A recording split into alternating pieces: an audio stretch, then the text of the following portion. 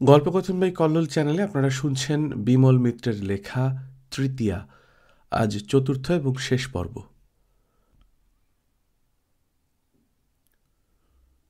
গদিবাড়িতে যেতেই দেখি হইচই পড়ে গেছে খুব। পণ্ডিতজি আমায় দেখেই বলে উঠলেন, কাল ঘনশ্যামবাবুর বাড়িতে যাওনি বাঙালিবাবু? চতুরানন্দজি আমার দিকে চেয়ে চেয়ে হাসছিল। বলে, বাঙালি ঘুমিয়ে পড়েছিল রাস্তায়, ভাত খেয়ে ঘুমিয়ে পড়েছিল বিলকুল। তিলকচাঁদ বললে, বাঙালি লোক রুটি খায় না, খালি ভাত খায়। পণ্ডিতজি বললেন, কি হয়েছিল তোমার বাঙালিবাবু, যাওনি কেন? বললাম, বাড়ি চিনতে পারিনি পণ্ডিতজি, গোলমাল হয়ে গিয়েছিল। পণ্ডিতজি বললেন, কেন, গোলমাল হলো কেন? বললাম, ৭৫-এর ২ অন্ধকারে খুঁজে পেলাম না, সব একরকম দেখতে, সব লাল রঙের বাড়ি। পণ্ডিতজি বললেন, তাজ্জব কি বাত, একটা কাজ করতে পারলে না? বাবুজি খুব গোসা করেছে, সকালবেলায় টেলিফোন করেছিল। বললাম, আজ ঠিক যাব পণ্ডিতজি। না, আজ আর তোমাকে যেতে হবে না, আজ চতুরানন্দজিকে পাঠাবো। বললাম, কসুর মাপ করবেন পণ্ডিতজি, আজ আমি ঠিক যাব, আর কাউকে যেতে হবে না। পণ্ডিতজি খুব রাগ করেছেন মনে হলো, মুখটা গম্ভীর হয়ে গেল। বললেন, কাম ঠিকমতো না করলে বাবুজি আমার উপর গোসা করে। জরুরি সই নেবার ছিল, সেই সই নেওয়া হলো না। এরকম করলে কিরম করে চলবে গদিবাড়ির? মুখে গজগজ করতে লাগলেন অনেকক্ষণ। বুঝলাম খুব ক্ষতি হয়ে গেছে। মুখ বুজে কাজ করতে লাগলাম এক মনে। দুপুর ১২টার সময় চাওয়ালা এলো। সবাই চা খেতে লাগলো।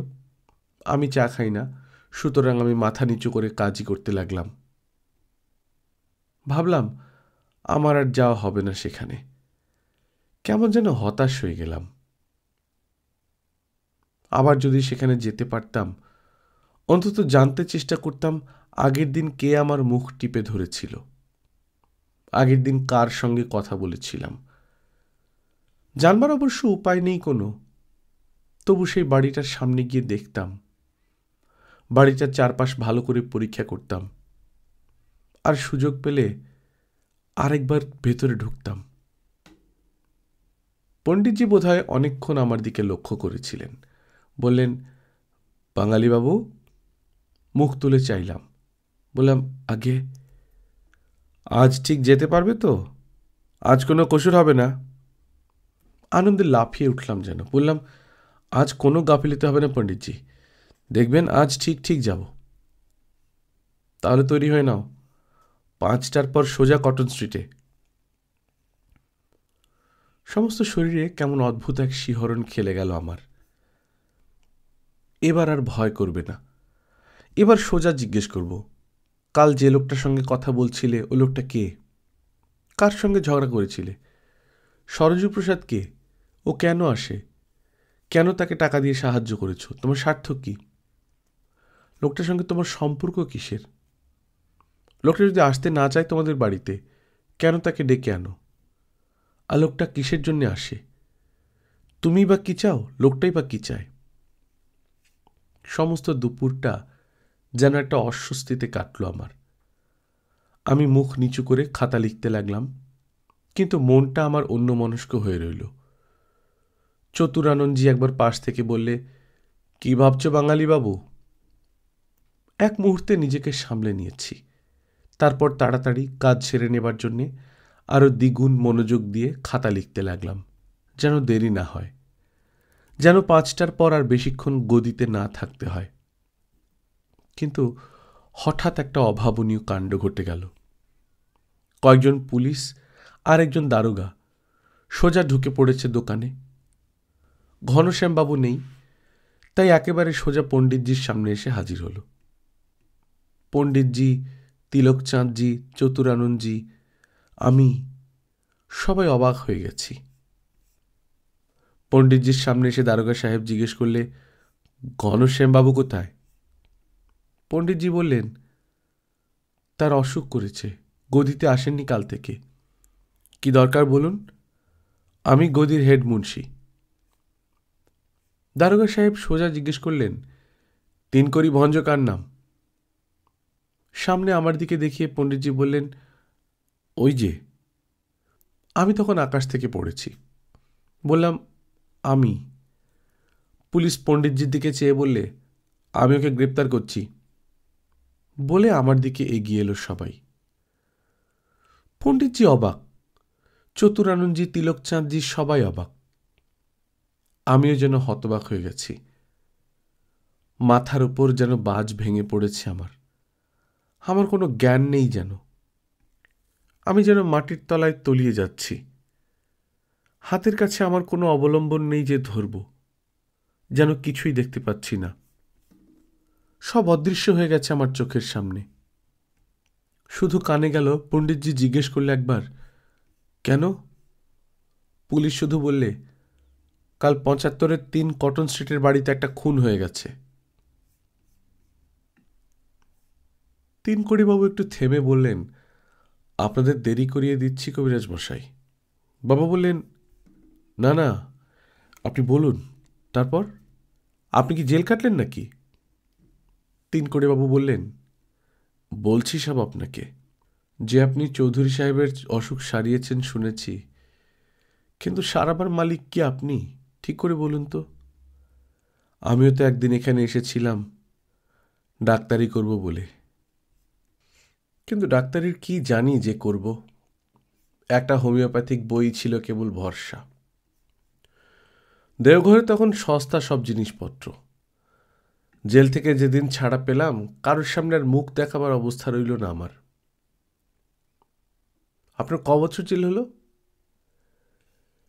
মানুষ খুন করার অপরাধে আমার ফাঁসি হওয়ার কথা, অর্থাৎ 302 ধারার মতেই আমার বিচার হবার কথা। আমি নাকি সরজু প্রসাদকে খুন করেছিলাম। আমি নাকি টাকা ধার করেছিলাম সরজু প্রসাদের কাছে। খেয়ে যে সরজু প্রসাদ, তাকে আমি চোখেও দেখলাম না। আর কবে যে আমি টাকা ধার করলাম, কত টাকা ধার করলাম, তাও জানি না। কিন্তু সাক্ষীরা সবাই প্রমাণ করে দিলে আমি গরিব লোক, 7 টাকা মাইনে পাই, সংসার চালাতে পারি না। তাই সরজু প্রসাদের কাছে আমি টাকা ধার করতাম মাঝে মাঝে। সেই টাকা বেড়ে বেড়ে অনেক টাকা যখন হলো, তখন অন্য কোনো উপায় না দেখে আমি সরজু প্রসাদকে খুন করেছি। সরজু প্রসাদ তার আত্মীয় বাঁকে বিহারীর বাড়িতে প্রায় যেত। আমি তার পেছনে পেছনে গিয়ে একটা ঘরের মধ্যে ঢুকে তাকে খুন করেছি। আমার উকিল জিজ্ঞেস করলে, তুমি কি সরজু প্রসাদকে খুন করবার জন্য বহুদিন ধরেই ওর পেছনে ঘুরছ? আমি বললাম, আমি সরজু প্রসাদকে কখনো চোখেই দেখিনি। উকিল বললে, চোখে দেখনি, অথচ ঠিক লোককে খুন করতে তো ভুল হয়নি। সরজু প্রসাদ যে বাঁকে বিহারের বাড়ি যায়, এটা তুমি কি করে জানলে? নিশ্চয়ই কয়েকদিন ধরে ওর পেছনে ঘুরেছ। তুমি কি করে জানলে যে বাঁকে বিহারী বাবুর বাড়ির সবাই সেদিন আত্মীয়ের বাড়ির নেমন্ত্রণ খেতে যাবে? আশ্চর্য হয়ে গেলাম যখন সব সাক্ষী এসে বসল। সেদিন বাড়িতে চাকর দারোয়ান ছাড়া আর কেউই ছিল না। আমার উকিল বললে, জয়ন্তিয়া বলে একটা মেয়ে সেদিন বাড়িতে ছিল, কিন্তু সাক্ষীরা বললে জয়ন্তিয়া দলের সঙ্গে শাদি বাড়িতে গিয়েছিল। শেষে জয়ন্তিয়াও এলো সাক্ষী দিতে। আমি চোখ তুলে চেহারাটা দেখলাম। মস্ত বড় ঘোমটা দিয়ে সেই সেদিনকার মেয়েটি বললে, সেদিন সে সময় সে বাড়ি ছিল না। আমাকে সে কখনো দেখেনি, আমাকে চেনে না। সে অনেক রাত্রে সকলের সঙ্গে বাড়ি এসে দেখল তাদের আত্মীয় সরজু প্রসাদ খুন হয়ে পড়ে আছে। আমি অবাক হয়ে তার ঘোমটা ঢাকা মুখখানার দিকে চেয়ে দেখতে চেষ্টা করলাম, কিন্তু ভালো করে দেখা গেল না। তবু সেই একই গলার স্বর, সেই একই চেহারা, কোনো তফাৎ নেই। আমার উকিল জিজ্ঞেস করলে, আপনি সরজু প্রসাদকে সেদিন বাড়িতে আসতে চিঠি লিখেছিলেন? জয়ন্তিয়া উত্তর দিলে, না। আপনি সরজু প্রসাদের কারবারে টাকা দিয়ে সাহায্য করেছিলেন?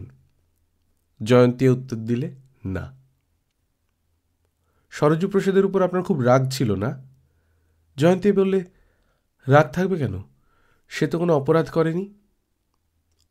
আমার উকিল বললে, কিন্তু সে অন্য একটা মেয়ে মানুষকে রক্ষিতা হিসেবে রাখবার জন্যে আপনি তাকে খুব গালাগালি দিয়েছিলেন, তাই না?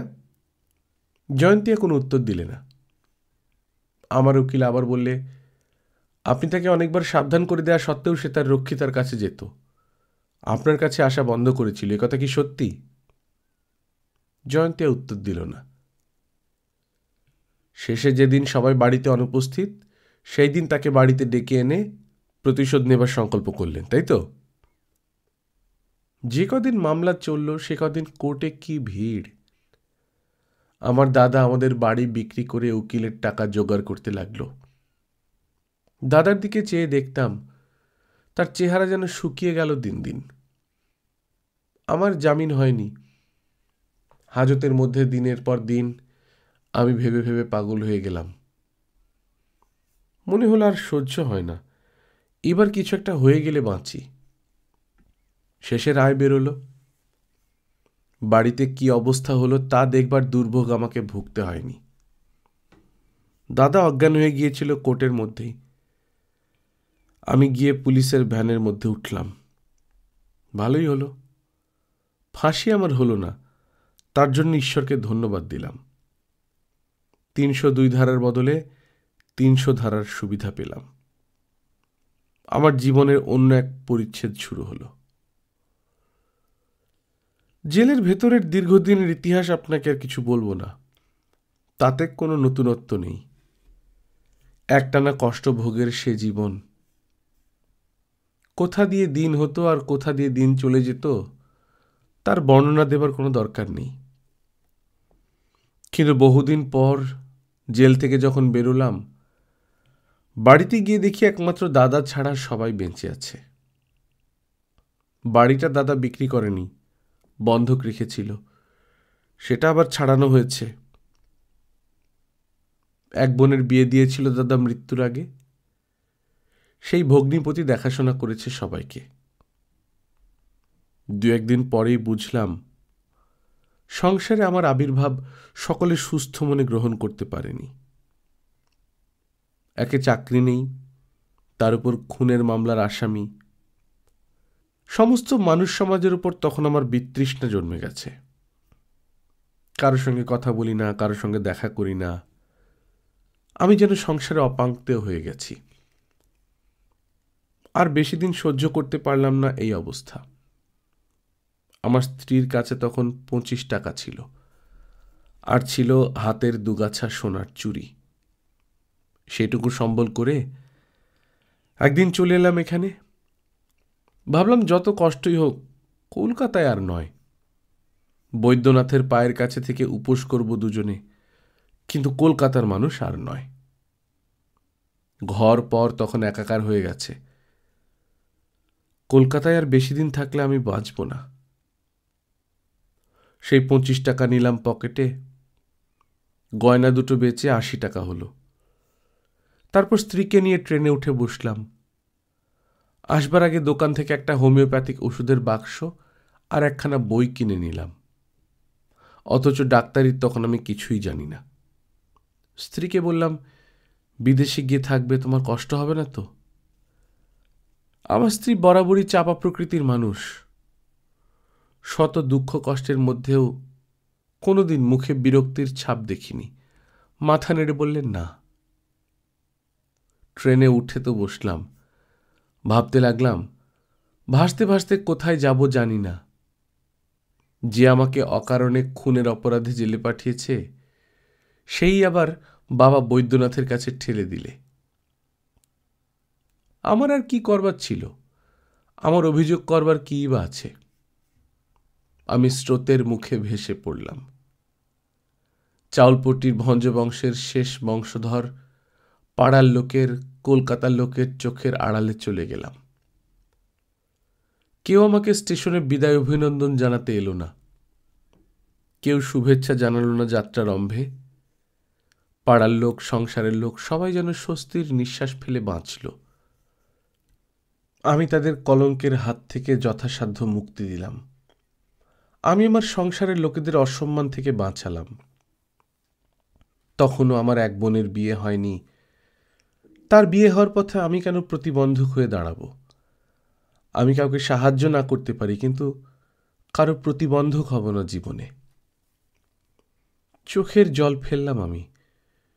সেই চোখের জলে কারো মনের ক্ষেত্র সরস হবে না জানতাম, তবু ফেললাম। দেশ ছেড়ে চলে যেতে হবে বলে ততটা নয়, যতটা আমার কাছে কেউ রইল না বলেই চোখের জল ফেললাম। স্ত্রীর মুখের দিকে চেয়ে দেখলাম, আশ্চর্য, সে চোখ শুকনো। জিজ্ঞেস করলাম, তোমার কষ্ট হচ্ছে না কলকাতা ছাড়তে? আমার স্ত্রী মাথা নেড়ে বলল, না। দেওঘরে তো এলাম, এই দেওঘর। আপনাকে তো বলেছি তখনকার দিনের কথা, অন্ধকার রাস্তা। এখনকার মতো তখন এত ইলেকট্রিক লাইট ছিল না।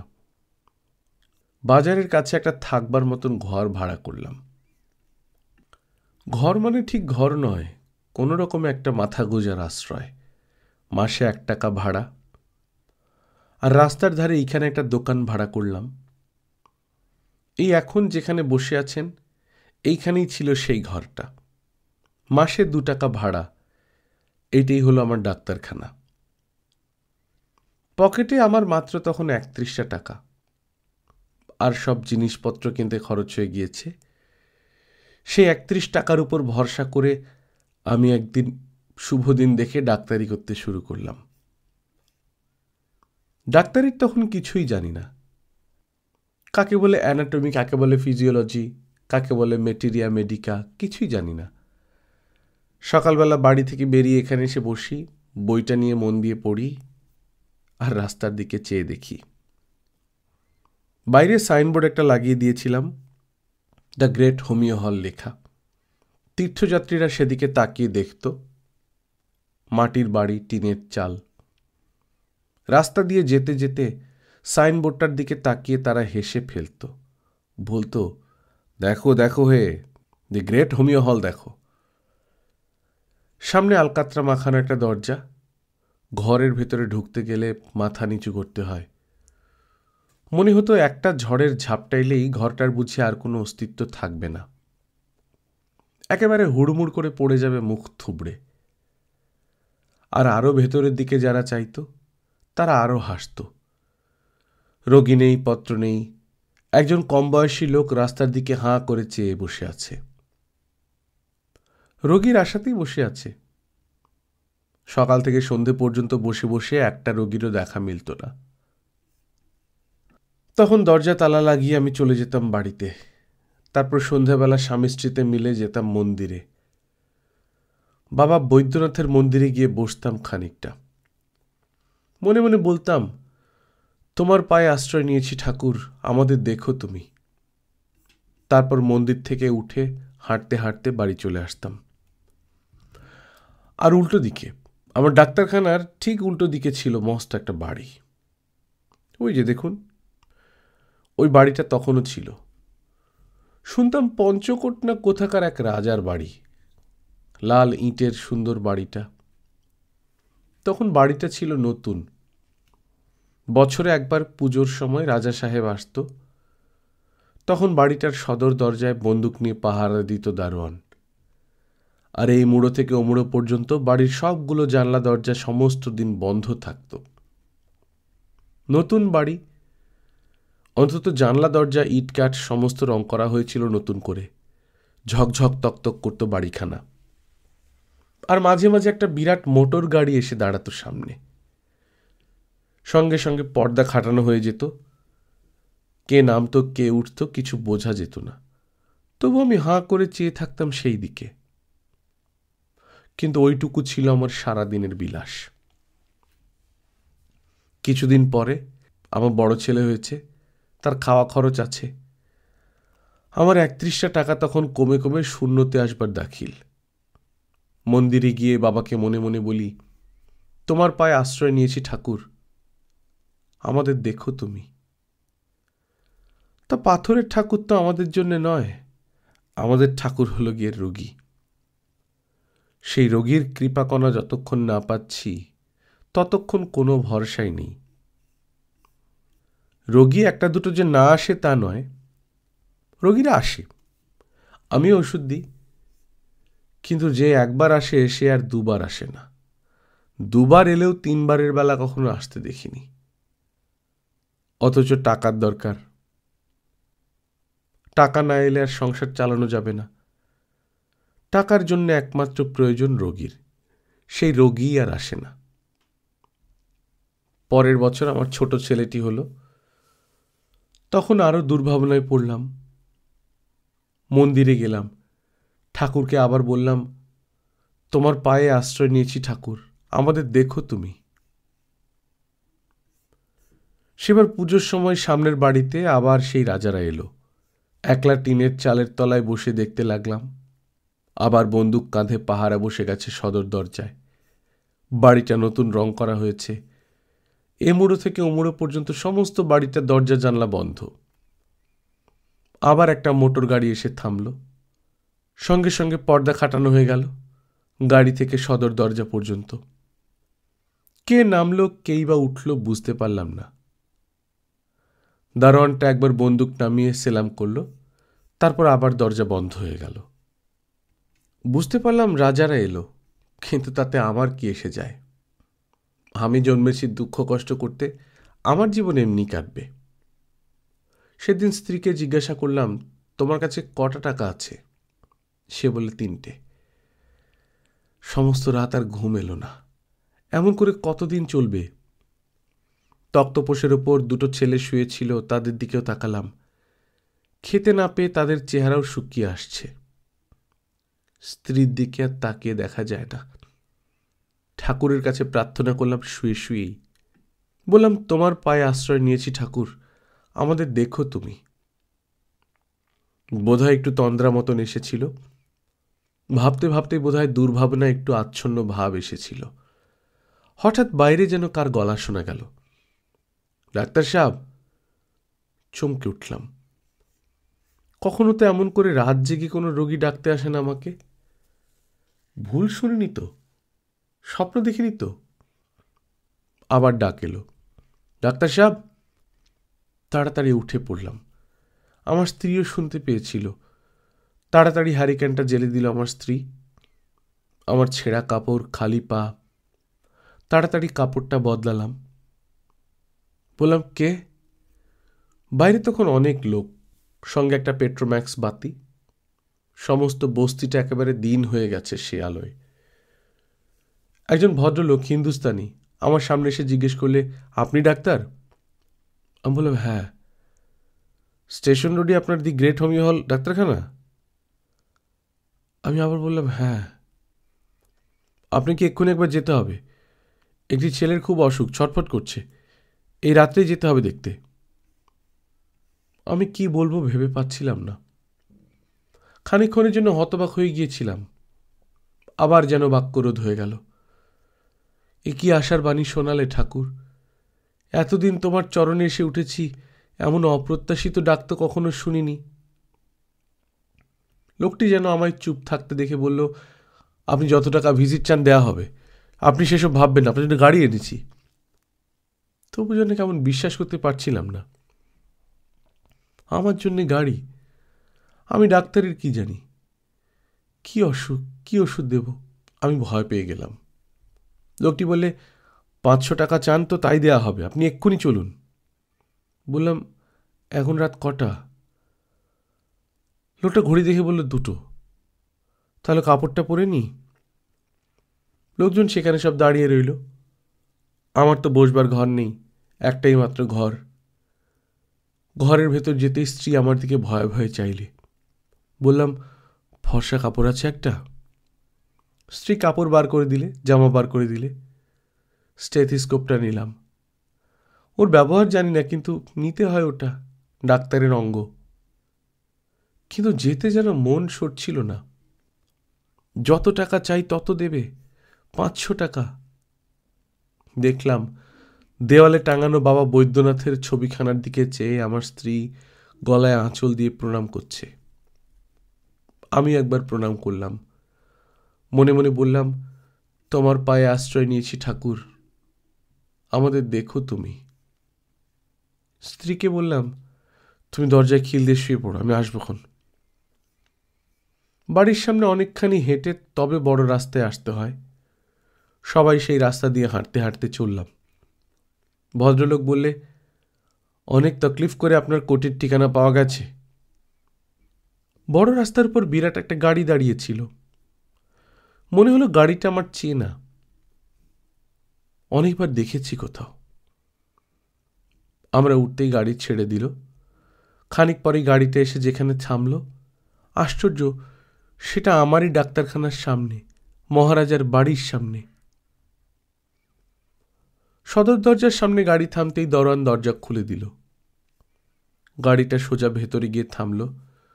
ভদ্রলোক আগে নেমে বললে, আসুন ডাক্তারবাবু। আমি নামলাম। ভয়ে বুক কাঁপতে লাগল। শেষে কিনা এই বাড়ি থেকে আমার ডাক এলো। শুনেছিলাম পঞ্চকোট না কোথাকার রাজা কিংবা মহারাজ হবে হয়তো। কতদিন চুপচাপ ডাক্তারখানায় বসে এই বাড়ির ঐশ্বর্য, বৈভব, বিলাস সব লক্ষ্য করেছি, আর আজ এখান থেকে আমার ডাক এলো। সামনে পেট্রোম্যাক্স বাতিটার আলোয় সিঁড়ি দিয়ে উঠতে লাগলাম আমি। বাইরে থেকে বাড়িটাকে চিনতাম আগেই, এবার ভেতরে আসবারের সুযোগ পেলাম। যত বিরাট ভেবেছিলাম বাড়িটা তার চেয়েও বিরাট। অত রাত্রেও সমস্ত বাড়িতে সবাই জেগে রয়েছে, চাকর বাকর সব সন্ত্রস্ত হয়ে রয়েছে। মহারাজার ছেলের অসুখ, সুতরাং কারো বিশ্রাম করবার অবকাশ নেই।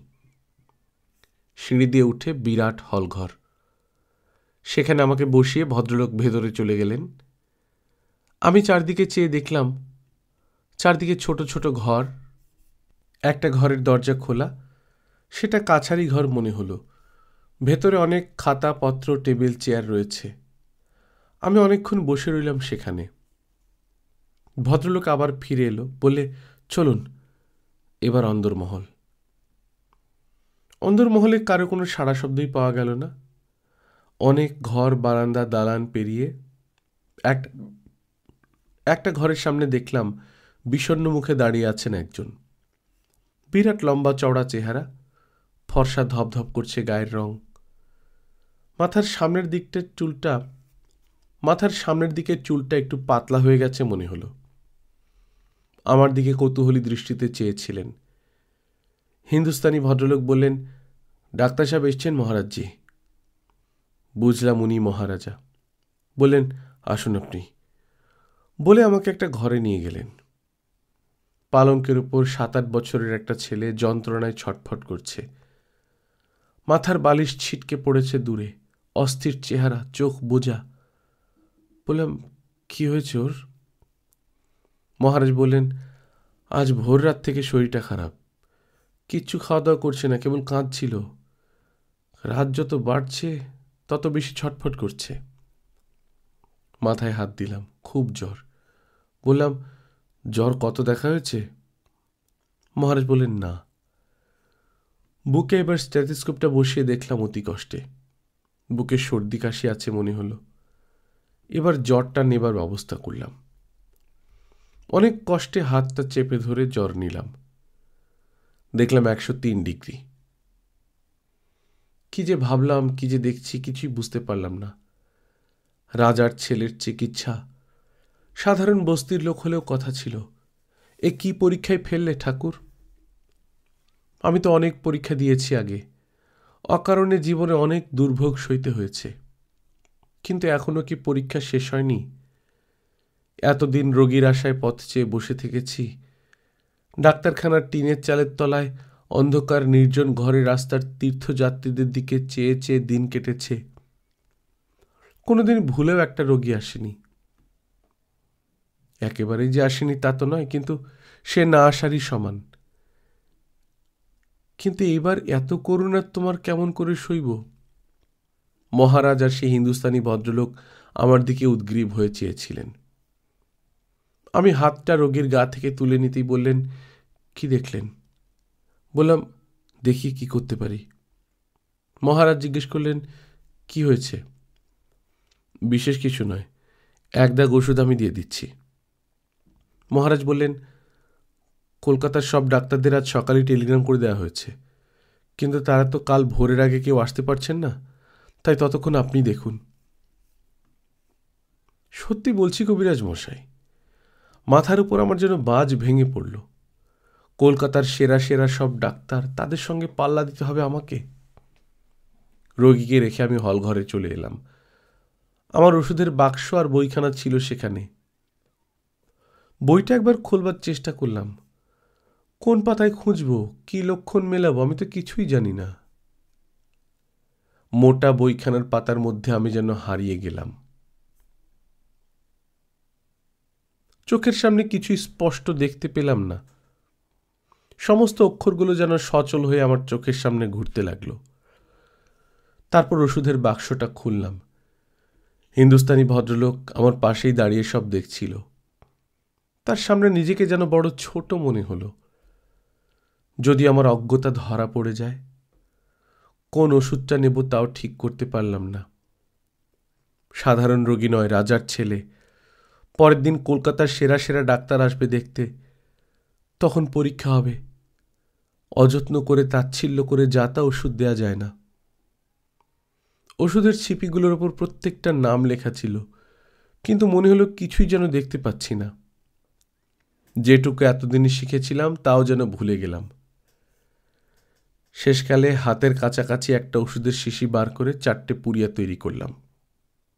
ভদ্রলোককে বললাম, একটা পুড়িয়া এক্ষুনি খাইয়ে দিন, আর আধ ঘন্টা অন্তর অন্তর আরও 3টে পুড়িয়া খাওয়াতে হবে। ওষুধটা আমার সামনেই খাইয়ে দেয়া হলো।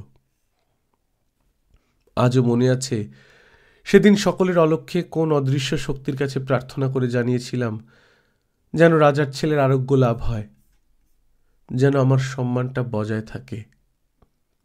রাজার ছেলের জীবনের চেয়ে সেদিন আমার সম্মান প্রতিষ্ঠার কথাই বেশি করে ভেবেছিলাম মনে আছে। কলকাতায় আমার সম্মান ধূলিসাৎ হয়েছিল একদিন, কিন্তু সে তো জীবনের প্রথম পরিচ্ছদের ব্যাপার। সে জীবন তো কবে ত্যাগ করেছি, সে জীবন থেকে কবে সরে এসেছি। এ আমার জীবনের দ্বিতীয় পরিচ্ছেদ। এখানে যেন নতুন করে আবার জীবন আরম্ভ করেছি।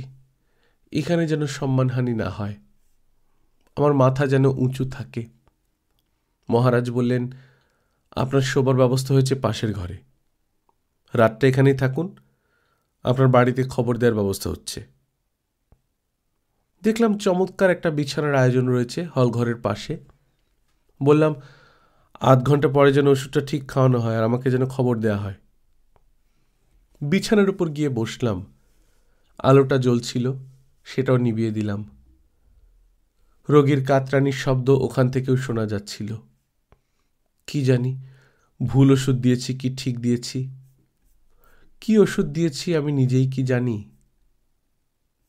হাতের কাছাকাছি যেটা পেয়েছিলাম সেটাই দিয়েছি। বলে রেখে দিলাম, রোগটা যদি বেড়ে চলে তাহলে যেন আমাকে ডাকা হয়। তারপর কখন ঘুমিয়ে পড়েছি জ্ঞান নেই। হঠাৎ ডাকাডাকিতে ঘুম ভাঙল। দেখলাম সকাল হয়ে গেছে। উঠে বসলাম। দেখি সেই হিন্দুস্তানি ভদ্রলোক দাঁড়িয়ে। বললাম, কেমন আছে রোগী? ভদ্রলোক বললে, এখন ঘুমিয়ে পড়েছে। জিজ্ঞেস করলাম, মহারাজ কোথায়? তিনিও শেষ রাত্রের দিকে ঘুমোতে গেছেন। ওষুধের সব পুড়িয়াগুলো খাওয়ানো হয়েছে? ভদ্রলোক বললেন, হ্যাঁ। বললাম, রোগী যখন এখন ঘুমোচ্ছে তখন আর ওষুধের দরকার নেই। খানিক পরেই মুখ হাত ধোবার জল চলে এলো, সাবান তোয়ালে এলো, চা জল খাবার এলো। সমস্ত বাড়ি আবার কলমুখর হয়ে উঠল। মহারাজ এলেন, বললেন, এই ভোরের গাড়িতেই কলকাতার ডাক্তাররা আসছেন। আমার ইচ্ছে আপনিও তাদের সঙ্গে থাকেন। আপনার বাড়িতে আমি কাল রাত্রেই খবর দিয়েছি। ভোরবেলায় ডাক্তাররা এসে হাজির। বিখ্যাত বিখ্যাত সব ডাক্তার, কবিরাজ, অ্যালোপ্যাথ, হোমিওপ্যাথ, কেউ বাকি নেই। গাড়ি গিয়েছিল স্টেশনে আনতে। গাড়ি এসে পৌঁছতেই সবাই নেমে দাঁড়ালেন। আমি দেখলাম তাদের। তাদের নাম শুনেছিলাম এতদিন, এবার সচক্ষে দেখলাম। প্রত্যেককে রোজ 1000 টাকা ফিস হিসেবে আনা হয়েছে। সবাই রোগীকে দেখলেন। রোগী তখন ঘুমোচ্ছে। কি লক্ষণ, কি হয়েছিল, কেমন যন্ত্রণা হচ্ছিল সব জিজ্ঞেস করলেন।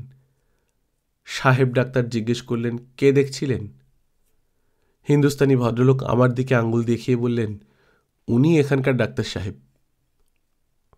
কলকাতার বিখ্যাত হোমিওপ্যাথ ইউনান সাহেব এসেছিলেন, সঙ্গে তার অ্যাসিস্ট্যান্টও ছিল। আমাকে ডেকে জিজ্ঞেস করলেন সমস্ত, জ্বর কত ছিল, ঘাম হচ্ছিল কি না। মনে আছে সকালবেলা আমি দেখেছিলাম কি ওষুধ আসলে আমি দিয়েছি। কিন্তু আমার কি তখন খেয়াল ছিল অত বড় বড় ডাক্তার সব, তাদের মধ্যে বসে থাকতেও আমার লজ্জা হচ্ছিল। তাদের আর আমার জামা কাপড়ের তফাতটা যেন বড় বিসদৃশ চোখে ঠেকছিল। মনে আছে, ইউনান সাহেব শুধু বলেছিলেন, মার্ভেলাস সিলেকশন। তারপর সব ডাক্তারই একমত হয়ে বললেন যে রোগী যখন ভালো রয়েছে তখন আর নতুন কোনো ওষুধ দেয়া নিরর্থক, যেমন চিকিৎসা চলছে চলুক। বিকেলবেলা রোগীর অবস্থা আরও ভালো দেখা গেল। ডাক্তারেরা প্রত্যেকে 1000 টাকা করে নিয়ে সন্ধ্যের গাড়িতে কলকাতায় চলে গেলেন। তারপর আমাকেও গাড়ি করে বাড়ি পাঠিয়ে দেয়া হলো। মহারাজ বললেন, আপনি এই কদিন একবার করে রোজ আসবেন। কদিন পরই রোগী ভালো হয়ে উঠল। তখন মহারাজের দেশে ফিরে যাবার পালা। আমার ডাক পড়ল রাজবাড়িতে। হলঘরের মধ্যে দিয়ে পাশের কাছারি ঘরে যেতেই দেখি হিন্দুস্তানি সেই ভদ্রলোক দাঁড়িয়ে আছে। মহারাজও বোধহয় আমার জন্য অপেক্ষা করছিলেন। ভদ্রলোকটি বললে, ডাক্তার সাহেব, আপনি অনেক তকলিফ নিয়েছেন, কিন্তু মহারাজ খুব সন্তুষ্ট হয়েছেন আপনার উপর। মহারাজ জিজ্ঞেস করলেন কতদিনের প্র্যাকটিস আমার, ইত্যাদি ইত্যাদি। তারপর আমাকে ধন্যবাদ জানিয়ে খাজাঞ্চিকে বললেন, ডাক্তার সাহেবকে 1000 রুপিয়া দিয়ে দাও মুন্সি। মুন্সি খাতায় লিখলে খরচটা। তারপর একটা পাশে রাখা লোহার সিন্দুক থেকে গুনে গুনে 100 টাকার নোট বার করতে লাগল। আমি যেন তখনও বিশ্বাস করতে পারিনি। এতগুলো টাকা একসঙ্গে পাওয়া দূরে থাক, চোখেও দেখিনি কখন এত কাছ থেকে। হিন্দুস্তানি ভদ্রলোক টাকাগুলো গুনে আমার দিকে এগিয়ে দিয়ে বললে, লিজিয়ে ডাক্তার সাহেব। হঠাৎ মনে হলো ঘরের পেছন থেকে কোথায় ঝনঝন করে উঠল কিসের। সেই আওয়াজ শুনে মহারাজ উঠলেন, বললেন, থোড়া ঠেরো, বলে ভেতরে চলে গেলেন। হিন্দুস্তানি ভদ্রলোক আমার দিকে টাকাটা এগিয়ে দিয়েছিলেন, হাতটা টেনে নিলেন। আমি চুপ করে বসে রইলাম। আবার বাধা পড়ল কেন? ভেতরে যেন কার গলার শব্দ পেলাম। মুন্সি সব হয়ে জিভ কাটলে। খাজাঞ্চিকে বললে, রানী সাহেবা। হিন্দি কথাবার্তা, তবু কিছু কিছু শোনা যাচ্ছিল বাইরে থেকে। রানী সাহেবা বলছিলেন, কেন 1000 টাকা কেন? বাইরের কলকাতার ডাক্তাররা এসে কিছু না করে 1000 রুপিয়া নিয়ে গেল, আর এই ডাক্তার এতদিন দেখলে তাকে শুধু 1000 রুপিয়া। মহারাজ বললেন, আচ্ছা 2000 দিতে বলছি আমি, ঠিক হ্যাঁ। কেন 2000 কেন? আমার ছেলের জীবনের চেয়ে কি টাকার দাম বেশি? ছেলেকে তো এই ডাক্তার সাহেবই বাঁচিয়েছে। মহারাজ বললেন, তাহলে কত দেব? 50,000 তো দাও। তারপর আরও কি কি সব কথা হলো বুঝলাম না। মহারাজ বাইরে এলেন। মুন্সি, 1000 নয়, ডাক্তার সাহেবকে 50,000 রুপিয়া দাও। সেই 50,000 টাকাই শুধু নয়, তারপর থেকে ঠিক হলো যতদিন বেঁচে থাকবো আমি ততদিন আমার বাড়িতে রাজ এস্টেট থেকে সিধে আসবে চাল, ডাল, তেল, ঘি, মশলা। সে তো আপনাকে বলেছি আগেই। তারপর দিনই মহারাজ আর রানী সাহেবা চলে গেলেন সেবারের মতো। আমি সেই জমির ওপরেই বাড়ি করলাম 25,000 টাকা দিয়ে, আর 25,000 টাকা রইল আমার ব্যাংকে। তারপর প্রতি বছরই এসেছেন মহারাজ, প্রতি বছরই আমাকে কত ভেট পাঠিয়েছেন। আমার কাপড়, স্ত্রীর গয়না, শাড়ি, ছেলেদের ধুতি। তারপর বড় ছেলেকে চাকরি দিয়েছেন, সে পায় 700 টাকা। ছোট ছেলে ম্যাট্রিক পাস করেছিল, তাকেও চাকরি দিয়েছেন 300 টাকার। আমার ভাবনা কি বলুন, ছেলেদের চাকরি হলো আমার সারা জীবনের মতো সঞ্চয়। আর প্র্যাকটিস জমেনি। আরও অনেক রোগী আসতো পরে আমার কাছে, কিন্তু কাউকে সারাতে পারিনি আর। তবে একটা ঘটনা এখনো বলিনি। বছর 10 আগে একদিন শীতকালে পণ্ডিতজির সঙ্গে হঠাৎ এখানে দেখা। আমার বাড়ি দেখে অবাক হয়ে গেলেন, খুব খুশিও হলেন। জিজ্ঞেস করলাম, কোথায় উঠেছেন পণ্ডিতজি? সামনে পঞ্চকোটের রাজবাড়ি দেখিয়ে দিয়ে বললেন, ওই বাড়িতে 2টো ঘর খুলে দিয়েছে। জিজ্ঞেস করলাম, ওদের সঙ্গে আপনাদের জানাশোনা কি করে? কটন স্ট্রিটের বাঁকে বিহারীবাবুকে জানেন তো? অত মামলা হলো, সেই কাণ্ড, মিছিমিছি আপনার ওপর খুনের দায় চাপল। সেই বাঁকে বিহারী বাবুর বড় মেয়ে জয়ন্তীর সঙ্গে পঞ্চকোটের মহারাজকুমারের শাদী হয়েছিল। আপনি তখন জেলে। পণ্ডিতজি সেই সূত্রেই কোনো চিঠি নিয়ে এখানে রাজবাড়িতে উঠেছিলেন। তার কথা শুনেই প্রথম বুঝতে পারলাম যে আমার এই বাড়ি, এই ঐশ্বর্য, এই ছেলেদের চাকরি এর মূলে কে। অনেক দিন হয়ে গিয়েছে। জয়ন্তী আরও অনেক বয়স হয়ে গিয়েছে, আমিও বুড়ো হয়ে গেছি।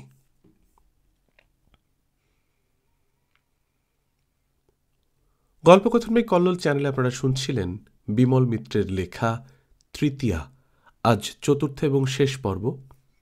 আমরা নিয়মিত গল্প পাঠ করে শোনাচ্ছি। আপনারা যারা প্রথমবার মতো শুনছেন কাইন্ডলি সাবস্ক্রাইব করে নেবেন। গল্প পাঠ ভালো লাগলে বন্ধুদের সঙ্গে শেয়ার করবেন। নিজে ভালো থাকবেন, আশপাশের লোকজনকে ভালো রাখবেন। টাটা।